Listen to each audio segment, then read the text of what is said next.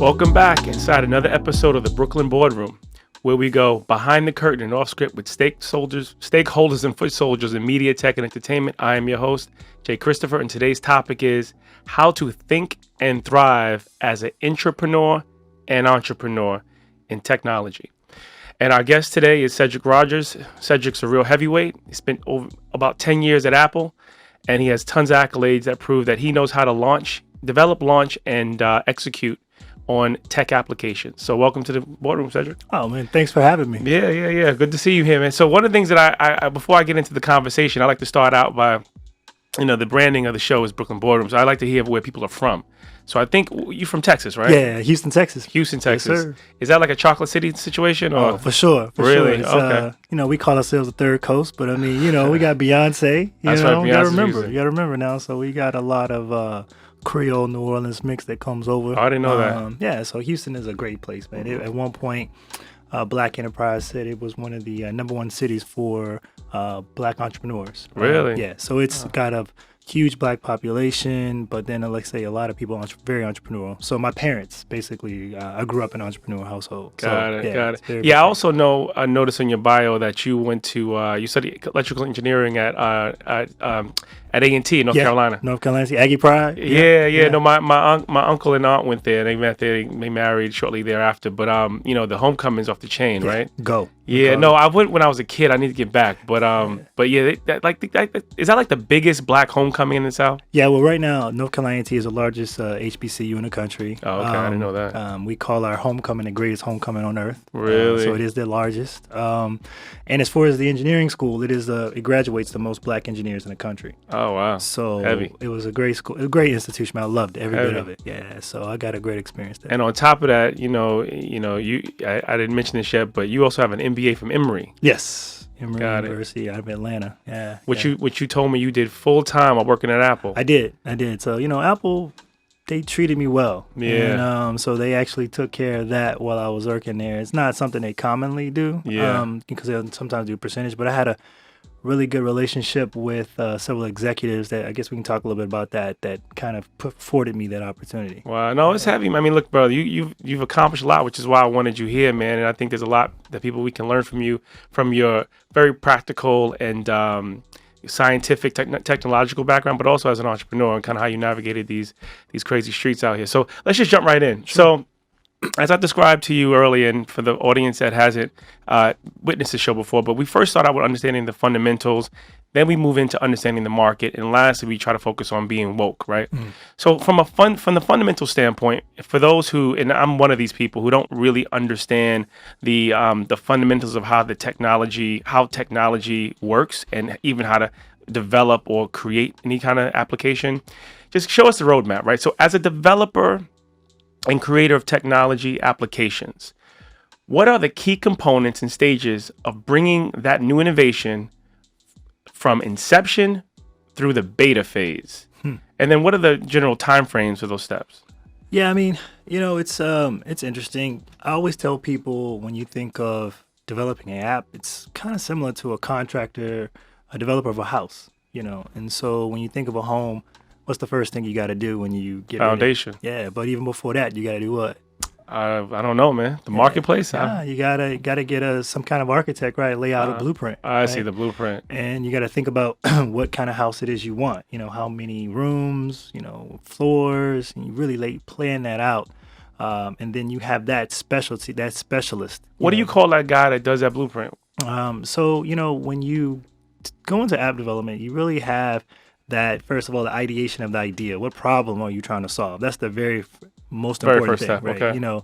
Oftentimes, unfortunately, we have these ideas that aren't really solving problems, but at the end of the day, even if it's to entertain, that's still solving some sort of a problem. So I think that's the first thing, is really be thinking about the purpose of what you want to do. Okay. And then from there, not being afraid to take even some cues from things that are around you. Okay. One little thing that Steve always would say. Steve Jobs, by the way, guys. Steve Jobs. Yeah.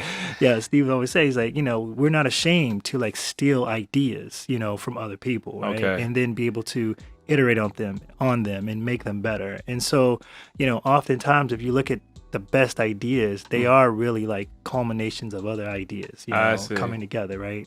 There's a great book called Still Like an Artist, where you really want to take time to go and take the inspiration of others. I always use Kobe Bryant as an example. I mean, if you really go look at his game, you break apart his game and you can see, Michael Jordan first and foremost in his game. I mean, he took everything from MJ, but then he also took a lot from Hakeem Olajuwon from Houston, right? I didn't know that.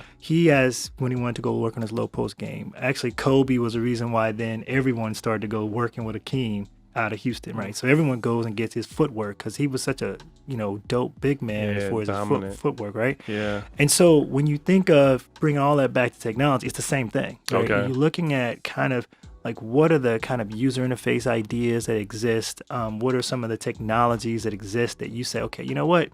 I want to take that and I want to put that together with this and then go solve this problem. That's usually what you want to start thinking at the very beginning, at the ideation phase of this. But then it gets to the point where, when I mentioned before the blueprint, where you're thinking about how to what we call wireframe out the app. Right? Okay. But that's after you've already thought about what problem you're trying to solve, thinking about what we call sometimes, you can give them different words, but, we always look at it just kind of the proof of concept, just kind of ideating that out. Okay. And you kind of almost write out what you want the app to do in Word.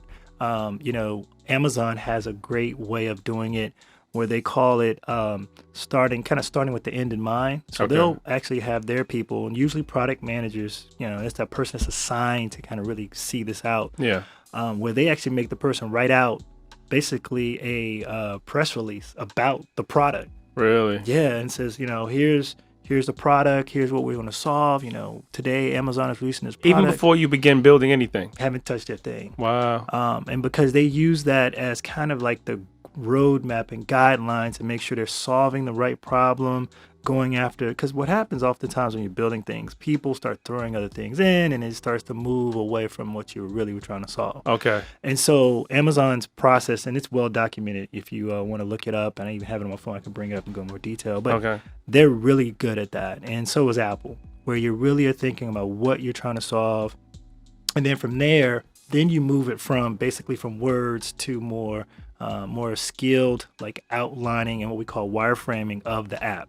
And so that's just really, I often start really with my hand, right? So just sketching them out, like on free paper, and I'll take a look of an iPhone and I'll say, okay, this one, I want this button to go. This and that's called the process wireframing. And the person that actually does that, puts that pen to paper or tinkers around with the program to do that, is the what? What's a lot of times. So I just want to put one thing. I just want to make sure you get ample credit for you. That was a really poetic explanation of that in a very from a layman's point of view. So I thank you for that. Yeah, that's very helpful. No worries. I mean, I'll tell you this. When I went to A&T, it's one thing about going to HBCU. We always just say, man, take it down to the bare essence. You know, just like for anyone to understand it. And also, I went through we'll talk about it, I guess, one of my other ventures. We went through Y Combinator, which is an accelerator. I think we may ask a question about that. But, they focus on really think about when you're writing these ideas, speak about it as if you're talking to your grandmother. Yeah. Right? Because if you can get her to understand what you're trying to solve, everyone can understand it. Totally. Right? And then, of course, you can have way more sophisticated things happening in the technology, but it's just the basic understanding has to be there. Simplicity. I mean, hell, some of these politicians we have out here do a great job, right? You're right. They know how to... So, we need to get, people understanding the same way when it comes to technology. Okay. So yeah. So who's the guy wireframing it? What's his title? Yeah, your product manager. I mean, a product manager's wireframing? Yeah, I mean, at the end of the day, it's when you really think of how apps, it's really, really small teams, right? Okay. So you have a designer, you have a product manager, and you have a developer. Really? And Just those three people? That's really all it takes because, your developer is the one that's actually writing the code. Your designer is actually the one that's taking what is basically from this wireframe and actually making it with putting it as far as the look and feel, the polish on top of it, the coloration, and then you can also what we call the UI, the UX, which is the user interface, the user experience. So that designer person usually starts thinking about, okay, you said here's a button here, but how do we want that button to look? How do we want it to, react? Because you can put all kinds of effects, when it comes to these things. So those two people are so core, but there has to be a person that's like leading that charge, and it's always the product manager, the captain. Yeah, and so oftentimes they're called the CEO of the project, right? So they have to own every idea, every portion of it. The general. So let me ask you this. So I'm sure it varies from app to app, and and market to market. But is there a general time frame that you usually employ when you're looking at ideation, designing, then developing code and all that? No. So in startup, what we get into is so there's different ways to develop, right? When you go back to my background is engineering, right? So when you think of some people building bridges in the past, they build it in a way of what's called a cascading flow, right? Where they think about what the product's going to be, they map it out, and they take, plan it out, and they'll have like a 6-month, 1-year plan to get that bridge, completed. Mm-hmm. But in software, we think of it a little bit differently. We call it agile development. Agile development. Agile development, correct. And so with agile, what we're really trying to do is quickly take what we think is what this problem we want to solve, the direction we want to go, and we really want to put it in the hands of users, or at least test users as soon as we can. I see. Right? Because that immediate feedback, right? Immediate feedback loops, right? Because, the best products are able to quickly iterate to what we call a product market fit. So, and product market fit means mainly that you're solving the problem that you set out to do, right? Where people are like, wow, you start to see like, wow, people really like this. And then once you do that, that's when venture capital funding really comes into play, because when you have product market fit and you're solving a problem, now it's like, hey, I just need to scale this out as fast as I can and get in as many people's hands as possible. So that's when marketing comes into play. I see. And all the things as far as resources that you may not have when you're a startup. Well, now, so clearly when you were at Apple, there were these different segments and different disciplines employed in the development and launch of the app. Sure. But, as an entrepreneur, I'm wondering, does that all collapse down to just one person like you? Because you've launched some apps. Yeah. So were you the designer, the ideation person, and the developer? I mean, yes. Oftentimes I got a really good friend of mine. His name is Kamar Newell. He actually has an app called Flip. And he worked at Apple as well. Brother went to Morehouse. He did everything himself. Myself, when I've done projects, it's usually myself starting the initial code, and I'll go to another developer to help me kind of offset that pace, because it gets kind of, a lot of work when you think about it. But with Kamar, he's a one-stop shop. And Flip is doing well. It's a sneaker app. And he worked at Apple, like I said, with me, and he got on the Apple had this competition called Planet of the Apps. Okay. He won. Oh, wow. He's a perfect example of kind of a one-man army, where myself, I've always done my projects at least with me and one other person, maybe 2 other people, and we get it all done. So in the entrepreneurial space, you, Kamar, just to give us some examples and context, so to launch the 2 apps you launched and the one that Kamar launched, approximately how long did it take to do that from inception to market? Yeah, so when you say getting it done, you can get the first ideas of an app done in, a month's time. Right? Okay. But then it's like when you start to iterate on it, that's when it kind of takes a life of its own. And then you're asking me, so when do you decide to launch? Well, if you really want to put pressure on yourself, you launch as soon as possible, right? Okay. You get it to a point where you feel like, hey, I got enough here that the users are impressed with what I have, and I just want to go ahead and put it in the marketplace, because you learn the most when you have your product in market. I see. That agile development, right? Yes. Yeah. Because, oftentimes with entrepreneurs, like I said, I've also, been advising, investing and stuff. And the thing we always tell people is like, man, don't wait, put it out there in the market and learn. Because oftentimes we're, so critical of ourselves and we want to get it just right. But that's a self-defeating kind of feeling and philosophy. You really want to get out in the market, because you'll see that once you put that pressure on yourself, you'll iterate, you'll keep making it better and better. There's not one app you can think of. What app do you use on your phone right now? Probably Instagram is one of the more familiar apps that I'm using on a regular basis, including Facebook. Okay. Yeah, so if I were to show you, which we could pull up the very first, app, version, of Instagram, it's horrible. Compared to what it is today. Totally. They've changed everything as far as the look, the feel, the colors. The iconography is way more simple. The interfaces, stay somewhat the same because they did have that grid. Okay. But they've added in so many things since then, right? Including the DMs, right? That wasn't Tot- there. Totally in the first. So Yeah. when you go way back and think about what products are, people really need to understand that these are living, breathing organisms, right? And you got to keep investing in it and making it better and better. It's not a one-time shot. So I think one of the probably the question that comes up in people's minds as they learn about the process, they learn about the challenges, the team. Sure. As an entrepreneur, is there a general price range on this process? Like to launch an app, or if I was hiring you back you just finished at Apple and you were out looking for work, and I was like, hey, I got a great idea for an app. It's called Snapchat 2, whatever. What would something like that cost me to have you do on your own? Well, so now, man, prices have gone down significantly on getting apps developed. Now, you can go contract, right? So if you're a person who doesn't know anything about development and just want to get an idea out, you can find contractors that you can say, hey, I got this idea. They're dev shops, and say, hey, I would like to get this done. I mean, you could get stuff done now, $10,000 to $30,000 easily. So the starting point is about 10 grand on the high end, 30. And you said dev shops? What's that? Development shops. You call them dev. Yeah, that's a parlance in your business, right? Yeah. Okay. Dev shops. Dev shops. Yeah. Got it. Development shops, 10 to 30 grand. Interesting. Easily. Now, I would tell, it just really depends on the idea, right? If it's something you think is something that's quick and you want to get out there, you're really more, just a business person, but you don't want to get too deep into the technology.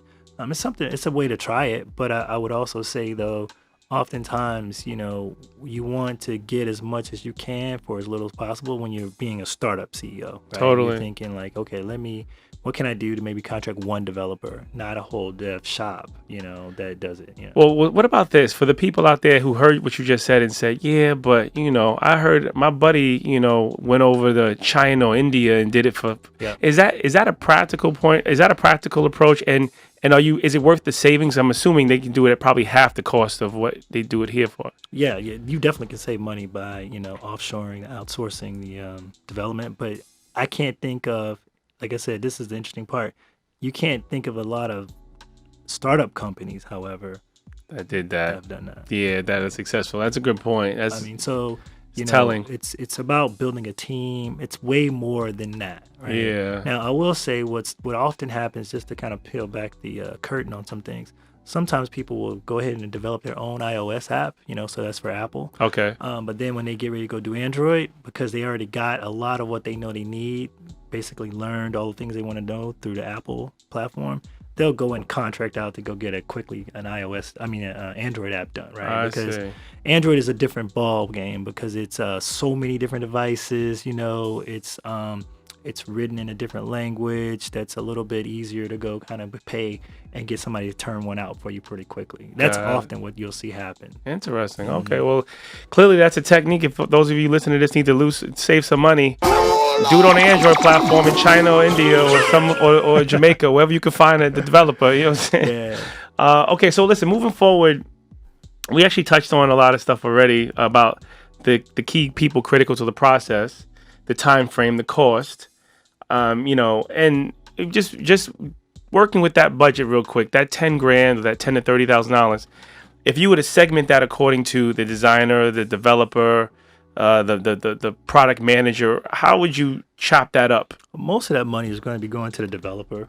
Okay. Yeah, design is kind of a front end thing, and you can get it a one quick shot at it. You can $5,000, $10,000. If we're doing a $30,000 app, can be done in design. I see. And then most of the time and the hours are coming from the developer who's making it all come together. Okay, that's helpful to know. Yeah. All right, so here's probably one of the most important question out of the questions that I ask you about this process, because we know price is important, time frames, deadlines, who the players are.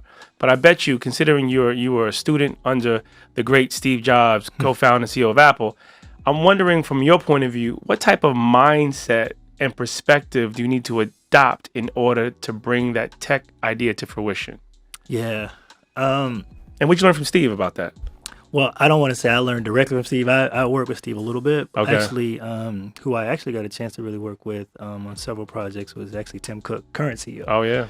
But I would say, though, overall, Apple's philosophy. Apple looks at everything in a lot of different ways. But one of the ways is if you can look up Picasso's iteration of the bull, and you can Google this right now and pull it up, and you'll see that's this big burly bull. But then you'll see, though, that Picasso kept doing as many versions of that bull till you got to a version of the bull that looks basically like a stick figure. But yet you can still know that it's still a bull. And I think that's really Apple's philosophy. If you look at how they create technologies, it's all about trying to remove as much as possible to get to the bare essence of what the technology needs to be. But then that's one element of that. And so thinking that way, that's a very artistic view. And so Steve always said he wanted to stand at the intersection of liberal arts and technology. Wow. Apple would often hire people like yourself from the arts, right, in different variant phases. We would always go get musicians and artists and those different kind of folks because they would bring that piece to the technology. Often, one of the things Steve did way back, he actually took a calligraphy class. I remember hearing about that. And he basically, because he wanted the fonts on the Mac to be that crisp and precise, and so the company's always had an appreciation for art that way. I do as well, and for design, and you think of like, some of the best companies ever, they usually have a dope CEO partner with a dope designer. And it happens often in other areas too, though. When you think of music and film and you start looking and peeling the onion back, you kind of see that these guys, like a Donald Glover as an example, man, he's killing it right now, right? Totally. Because he has full appreciation, but people don't understand. He knows the technology of the arts because he's a writer, right? That's right. He's done so much comedic writing, and so he understands the real core of his business. And so I think that's what really is a kind of advantage and opportunity for people of color in technology, which is to leverage what we natively are. That's a good point. And then bring that to technology, right? That's a good point. We lead culture, right? That's right. In this country, which leads culture in the world. And a lot of people have been talking about this for a while. I think Steve never really said the word culture, but he always did talk about, artistic and being very much in the way of what I said, liberal arts. But if you start to peel back the onion on that, you start seeing it, think back to the old iPod commercials. You remember? Oh, yeah. And you would have all those silhouettes. That's right. And he would always have music. Yeah. And dancing. That's right. That's us. That's right. He would use that to sell the technology. Right. And that's why, Apple was super smart and has always been about trying to tap into that. Nike does it as well, and they make all this experiential, of course, marketing, and Apple does too. But I think that's the essence. That's really the core.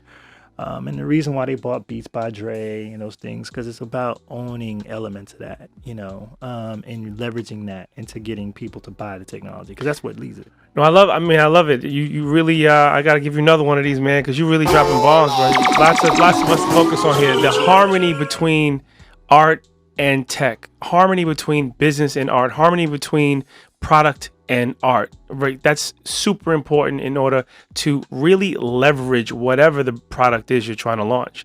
Because no one wants something that's super productive, but is just ugly to look at. Right. It's an eyesore, or that's not really functional in a tactile, it doesn't respond to the human, expression, right? So, wow, really good point, man. I think, which is again why Steve and Tim have been able to do what they have been able to do with Apple, and no shade on Bill Gates, Microsoft. But it's a different business, and it doesn't have the same type of the cachet and the allure. It's so funny. It took a while for that to finally catch up, right? Because Steve came out with the first personal computer, which everyone was like, wow, cool personal computer. Then the IBM compatible, and of course Bill Gates was behind that with the software, and really made it and put the focus on the enterprise.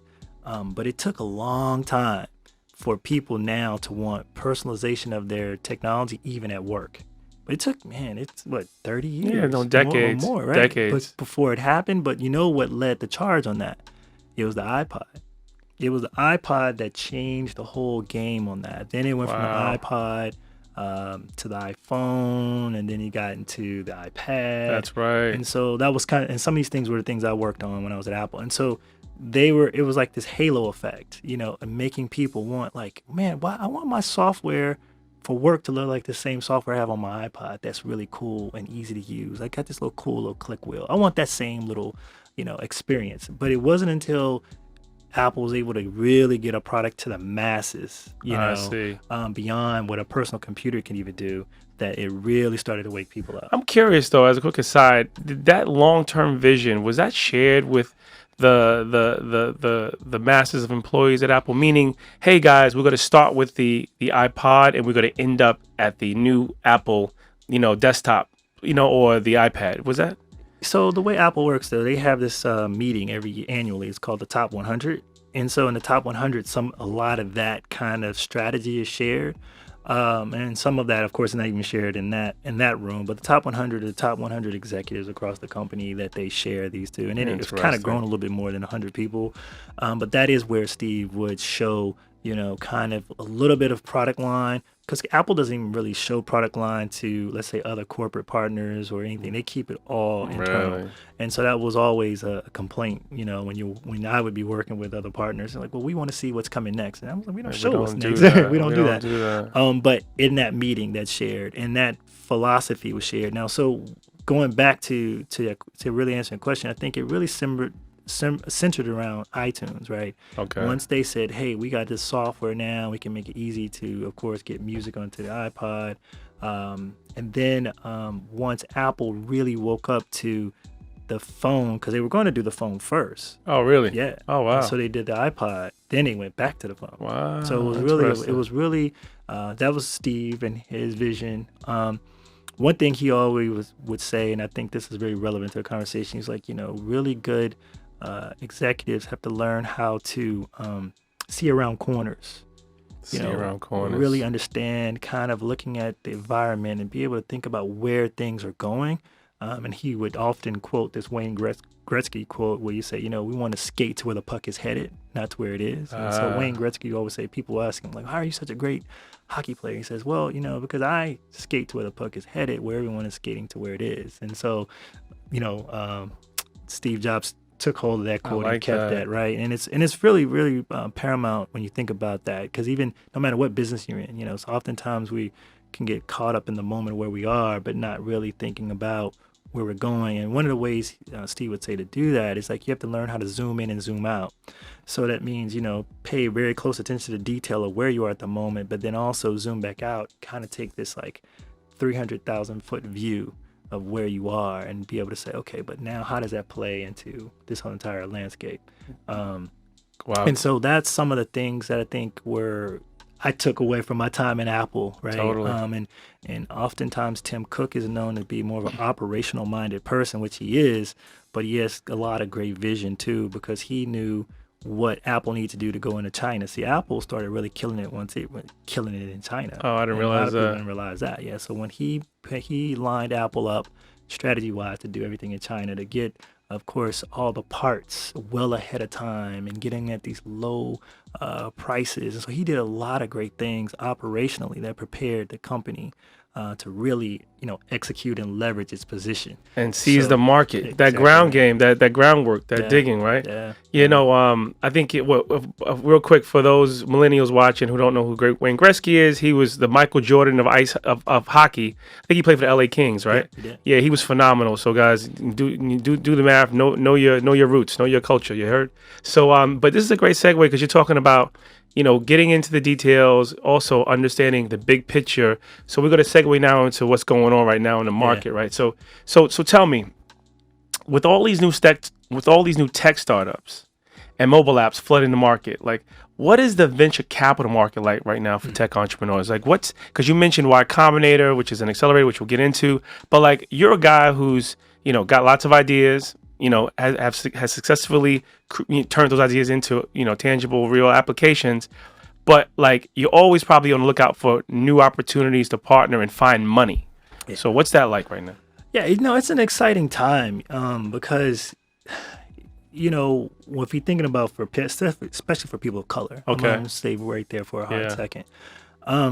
oftentimes it's difficult to create a startup because what happens is, capital is like oxygen, right? You get this, or even think of it like a runway, and you're trying to get your plane off the ground. Totally. And if you run out of runway, man, your plane is going to crash. And so Totally. you need that capital. And oftentimes you need that to get the initial team together and seed the right product. And so it's no question why like a Facebook is successful. When you go back and look at the history of, Zuck had no problem getting capital, right? Yeah. And so when you say, well, how is that landscape now? Well, there are a lot of diverse investors out there now. They're creating a couple of, I would say, accelerators or even incubators, but they're just flat out venture capitalists. Here in LA, we have like Marlon Nichols, who's with Cross Culture Ventures. He's really looking for diverse people, who are creating creating companies. Okay. And then there's Arlen Hamilton, who just actually announced, I think it was a couple days ago, she got $36 million awarded to her through her LPs to go ahead and now invest in Black women. What you use LPs? What's that? Limited partners. Got Okay, it. Got it. Yeah, my audience may not be as sophisticated as you, Cedric. No MBA from Emory. No worries. So limited partners, guys. And by the way, he's dropping names and figures, so you guys pay close attention. So go ahead. Yeah. So just understanding just at the highest level, when you think of what happens in venture capital. So you have a venture capital firm that comes together with partners, and then they go raise money themselves from all kinds of major institutions, banks, universities, give them money, and they say, hey, we're going to give you a return on this money. And how we're going to do that is that we're going to go invest in these startup companies that do exceptionally well. And then, of course, we'll give you a return, annually, or however they want to give back the money to partners, right? So that's how the VC game works. But then there's also this thing called angel investors too, right? That's an individual, like you could be an angel investor, right? Most of angel investors have a gross of $200,000 annually, and they choose to invest in startups. So that's the kind of, really the 1-2 that's out there for investing. And what's happening is, going back to the venture capital side, there are more of those that are coming about, and they invest at different levels. Some of them invest at what we call the pre-seed and seed stage. That means you just had an idea, you haven't done anything, and you just want to get the initial maybe $200,000, $500,000. So there's more and more popping up that want to invest in that level. And then there's the seed stage, where so you got a product now, you want to do a little bit more. There's people investing there, and then it goes for, of course, Series A, B, and C, and on to the hopefully some kind of a liquidity event where you're, going public or being acquired or something like that. So with that being the case, what's happening for people of color now is that there's more people getting into that game that are of color, that are looking to help people of color. I see.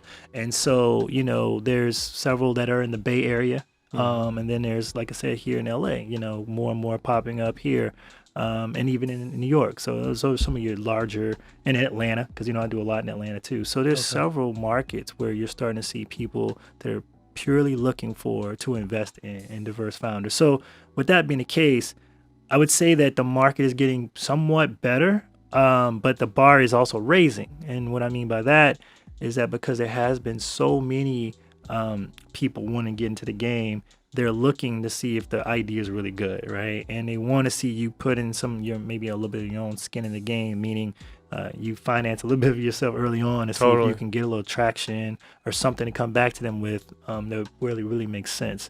So because you think about, it used to be a lot more money that it would take to start up a startup, but now it's a lot less, because you can get, services from like Amazon Web Services and set up your infrastructure at a very, very low cost, or free even in most cases. You got Google has all their free service. So with all those things now, it's really kind of easy to go spin up a company. The question is, are you really solving a real need? Interesting. So let me ask you this. You mentioned, all of these entrepreneurs, or venture capitalists, better yet, and some angel investors.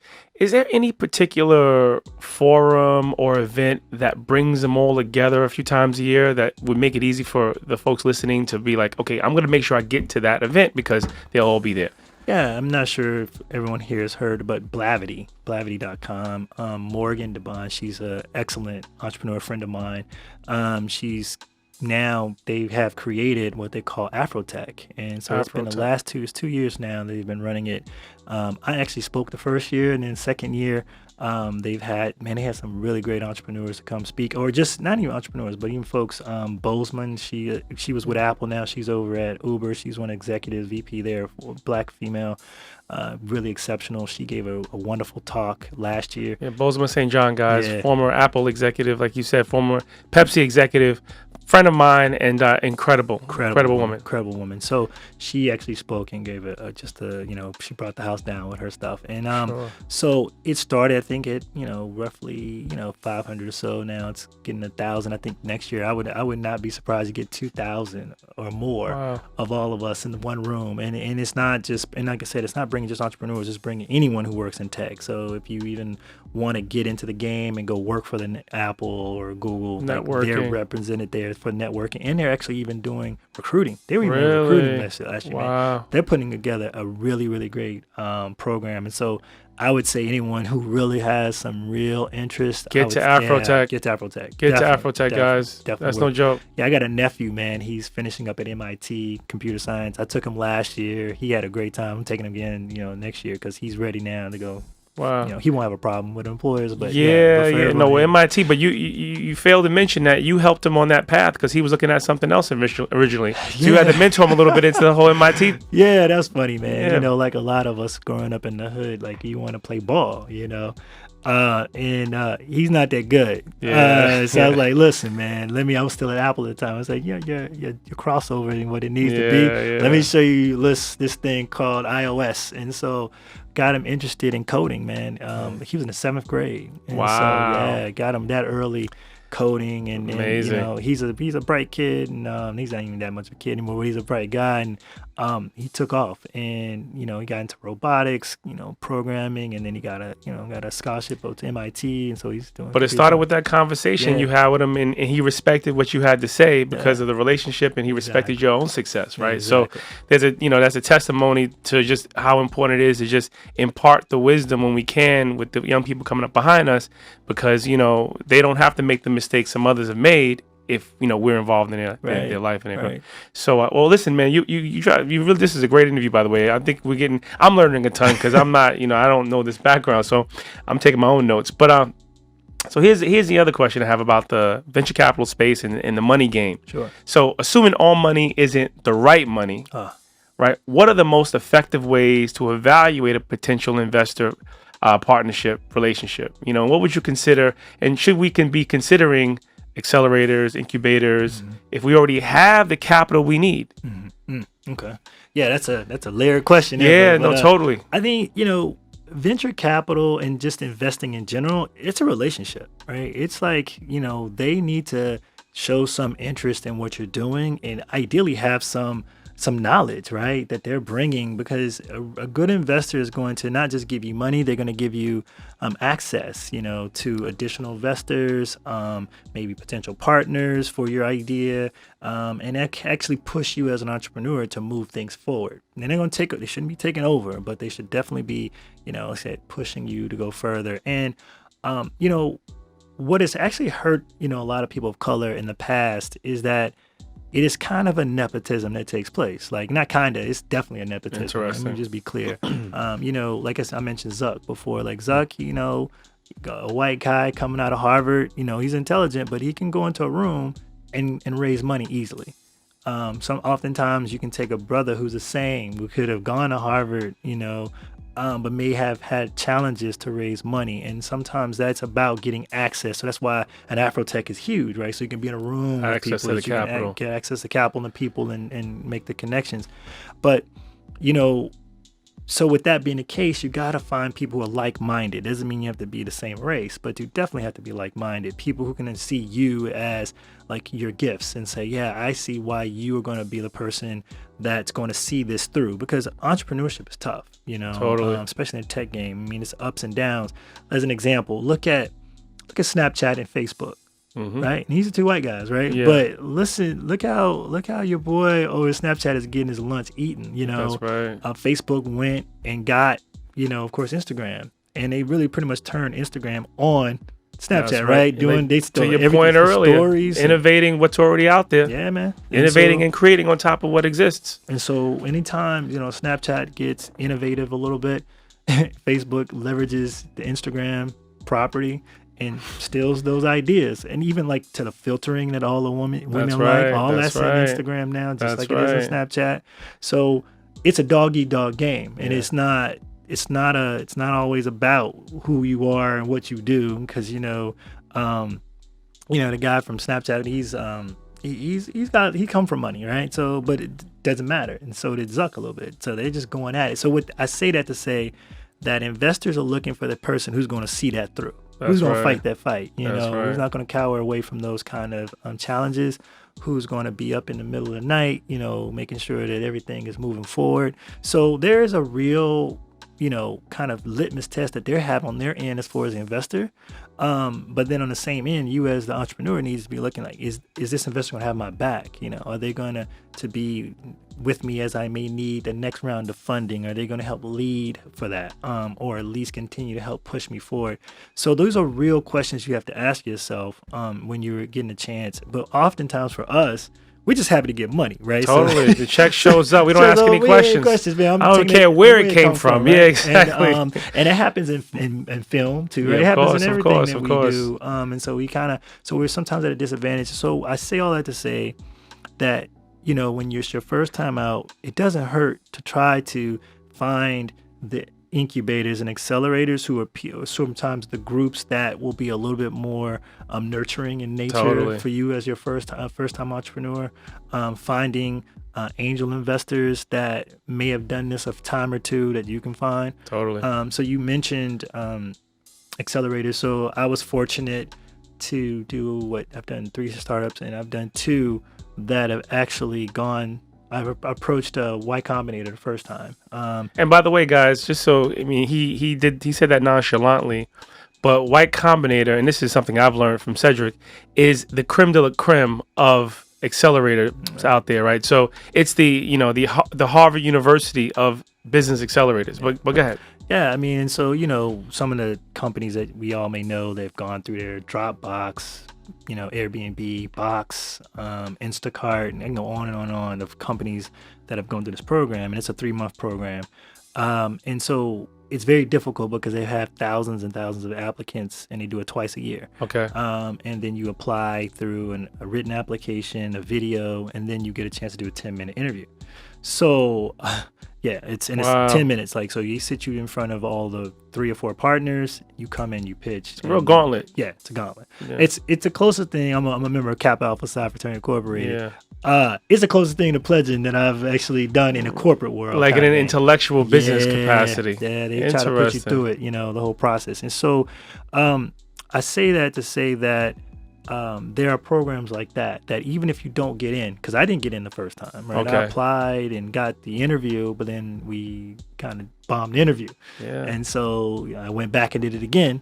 And that time we did get in. And so, that process teaches you so much. You learn more about. So I remember I mentioned about iterating on your actual product, but there's also iterating on your business, which is your business model right? Is there changes that need to be made?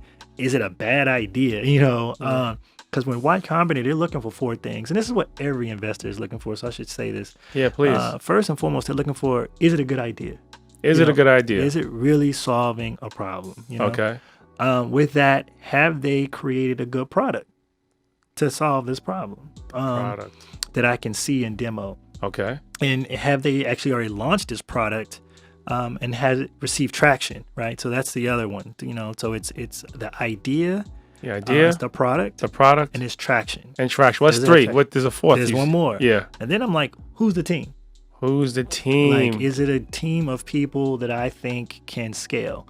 And so with Y Combinator particularly, where oftentimes people get hurt there, is that they don't have a technical co-founder, someone who really can code. They're always looking for that to be a part of your team, because the way they view it, and I think they're pretty much right, is that you have to have that one person that if something breaks at 4:00 in the morning, you ain't got to call no customer support to no other shop that's working for you. You're not outsourcing in India, brother. You know, you got somebody on the payroll that knows what they're doing. Exactly right. You got somebody on your immediate, and not even a payroll, right? You want somebody who's even working for free. I see. Right? They got equity in what you're doing to where they up at night with you getting that Making solved. sure it gets done. Because they say, like, this is our chance together. And so you need that one person at least. So I want to make sure, I'm going to drop a bomb on this. I want to make sure you hear this. When we pull up, we're going to go through that one more time because there are people here who aren't going to accelerators. There are people here who are just kind of trying to figure it out. And I think those 4 things you mentioned are critical for any business endeavor if you're looking to take it serious as a business. So we're going to go through it one more time. And by the way, usually our episodes don't go this long, but I think this is such a valuable conversation. I want to make sure we capitalize on your time. Cool. So product. Number 2 was. So first, you always start off with the idea. Is the idea dynamic? Is it a good idea? Is it a good idea? Does it solve a problem? Does it solve a problem? Y Combinator, I'll say this, always says, make something people want. It's just that simple. Make something people want. And then the moment you do that, then you're going to be that means it's a great idea and it's a great product, right? Got it. So then once you build that product, have you going to launch the product and getting traction? Are you getting traction? What's the market saying? What is the street talking about with that product that you have? And traction doesn't mean it has to be the 1 million users right away, right? It can mean that you've gotten 1,000 users that love it. Got it. But that 1,000, if you took it away from them, be like, where is that product? Got it. Right? It's critical. That's what you want. People you need care. That core user base that says, I like this, I rock with this, and I want to tell other people about it. Got it. So that's 3. And then 4, from an investor's perspective, they're looking at the team. They're saying, hey, okay, they might have kind of gotten lightning in a bottle, but is the right kind of people to solve this, right? To continue to push. Can't just have one genius on the team and the rest of them and your mans and them and your cousins and no. Exactly. Everybody's got to carry their weight and be contributing in a real way. Exactly. And those are the 4 things that every investor accelerator, they're looking for those. And if they articulate them all differently, but that's the core. So Cedric basically said, guys, if you look around on your left and your right and you can't answer those questions and the people around you can and you don't have the right people, start over. Yeah. Just scratch it and start over. So we're moving forward here because I think this is going to be a real important segment, which is how do we stay surgical and woke in this marketplace that you laid out for us. So here's my question. So what are the realities, and you've talked about some of this already for Black entrepreneurs or Black people in tech, that there is a distinction between, the dominant culture and then our culture in terms of accessing capital, right? So you've identified that. Now, but also what I want to know is, what are some of the hard lessons you learned the first time you tried to raise capital and launch your app? I'll talk about capital, and I can also talk about lessons in general, just doing these businesses.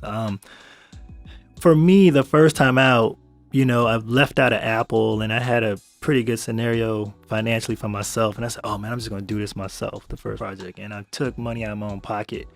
And I took too much money out of my own pocket. I think what we have to learn quickly is that, yes, you should put some seed capital from out of your own pocket and invest in bootstrap. Okay. But you also want to be able to put it in front of investors, because what they'll do is they'll tell you if you're really working on something good or not. Sometimes they're wrong. Don't get me wrong. Investors aren't always right. But you want to put your product out there as fast as possible and iterate before you spend a whole bunch of your money. Because you see people go broke. See, people don't talk about the hard side of this game. There's a lot of people I know who have lost a lot of money trying to create startups, right? And have negatively impacted their lives, where they could have probably, even a guy like me, I could have stayed working at Apple making great money instead of trying to chase somewhat this dream. Yeah. But it's not for the faint of heart. And so you really have to be mindful of, okay, if I'm going to put this money out here, I need to be really critical about what it is I'm doing and how I'm going to make this business work. And then, like I said, put your stuff in front of investors, because they're going to tell you, if you're onto something or not. Okay. I think that's very, very important when you think about what you're doing with your money. Mm-hmm. And what was the other part of that question? Oh, the hard lessons learned as an app developer, launching an app. Yeah. I think to me, the core thing of it all is, like I said, what Y Combinator always says, make something that people want and don't be afraid to make quick changes. Listen, they always talk about get out of the building. Like oftentimes what happens is, especially with technical people, we want to stay in one building. We think we have all the answers and we want to sit there and put it together. It's like, they're going to love it. But have you talked to them? So you've been that guy that didn't have those conversations early enough. Not enough of them. Yeah. But the moment I started, even on the very first startup I did, the moment I started talking to them, I realized what was right, working, and what wasn't missing, what was missing, and what was actually working. Got it. And then you can double down on that. Oftentimes, like Apple does, you can start removing stuff. It's like, man, this is not needed. That's not needed. That's not needed. We just need to focus on this one thing. And can I monetize that? Because it's great. Sometimes you can solve problems, but if you can't make any money on it, what are you doing? You need to make a nonprofit. Exactly. Right? Yeah. And essentially, that's what I should have did with my first one. But it's a nonprofit. But you live and learn. But I think those are some of the hard lessons, and you can't do this game alone when it comes to startup. I mean, there's been also a lot of, things coming out about just mental health and wellness. Interesting. And like keeping a balance and keeping your family and having that real solid foundation. Because like when people go out and create startups and they disappear, which we could talk about a lot of them if we wanted to go down the list. And they were hugely successful, and then, or even ones that were moderately successful, then they fail. 95% of startups fail. Even might even be 97%. Wow, that's crazy numbers. So at that point, you got to say to yourself, okay, I got to be honest with myself that I need to keep a solid foundation, talking to people, having people work with me on this, because I don't want to be on the island and put myself in a state of despair on this whole thing. So that's a very real thing. Because like I said, I failed. Well, I'm gonna give you pull up on that, because I think mental health is very important these days and age. And, not like you said, not getting too caught up in what you're trying to do and thinking about the balance that you need in your life, because the odds are crazy and they're stacked against you. Yeah. So my last question before we break, man, is and I'm not sure how you can answer this, but and maybe you already have, I don't know, but I'm curious to hear, because I think there's all kind of nuances in every business that you often learn after the fact, right? And subtleties and stuff. So what are some of those subtle nuances in this business in particular that you can't learn working at Apple, you can't learn getting an MBA from Emory, you can't learn as Kappa Alpha Psi, whatever, right? You just what was that? What would you point out? Man, I'm glad you brought this question up, because I think at the end of the day, it's a people business. Every business is a people business. Comes down to that eventually, whether it's how you manage your people and how they engage with the product for the consumer. I think Amazon, I give them credit. They do a good job of this. They keep the consumer in mind always. That's why if you have a problem with Amazon, they'll return it no problem. No problems asked, right? And they're really maniacally focused on that. And I think when you pull that back, it's what we call, when I even got this from my MBA, they talked about it, but I didn't really understand it. It's like emotional intelligence. Emotional intelligence, how to really engage with people, whether it's people you're working with, whether it's your consumer, really thinking about that, because that's that thing that puts people over the top. And you look at most executives, eventually they get there. And that's what it takes for your organization to have that feel. Yes. And to do that, even for me, it's humility. Got it. It's so funny, when you think of a K-Dot song, be humble. He really was on to something there. That's because, right. Oftentimes if you get a little taste of a little success, you kind of start smelling yourself, or even in the pursuit thereof with building a product, you're just thinking you know it all. And it's like, nah, you got to really try to find every way to stay humble, connected, and keep an emotional intelligence high, because those are the things that are going to keep you iterating on the product, making the right hire, talking to the right investors, all that's led from that core piece. And I think that's something, I've had a few lessons on. No, right? we both can relate. It's just a matter of time. I can, yes.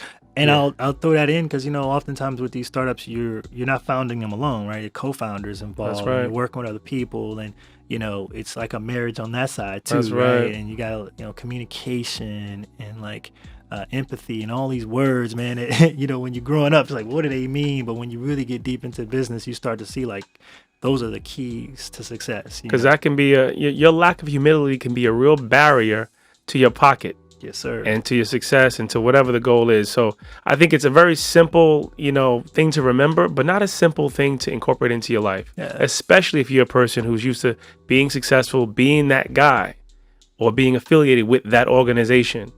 To have to step back and be like, well, I'm not so hot. You know what I mean? I'm just like everybody else.